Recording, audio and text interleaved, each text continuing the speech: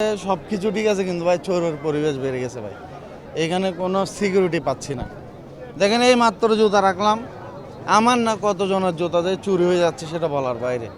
একটু সিকিউরিটিটা বেশি প্রয়োজন কক্সবাজারে, অত্যন্ত সিকিউরিটি প্রয়োজন, নাহলে পর্যটক কিন্তু হয়রানি হচ্ছে। যেমনটা হোটেলেও হবে, হোটেলেও যেমন এখন দাম বাড়তি, 1000 রুম 1500 করে নিচ্ছে, 2000 রুম 3000 হয়ে যাচ্ছে। কিন্তু এই যে পিক আওয়ারগুলোতে একটু সব কিছু কস্টলি হয়ে যায়, এটা আমাদের কেন সবার জন্য একটু সমস্যা। যদি এই জিনিসগুলো আর কি কর্তৃপক্ষ নিয়ন্ত্রণ করতে পারে তাহলে আমাদের সবার জন্যই খুব উপকার হয়।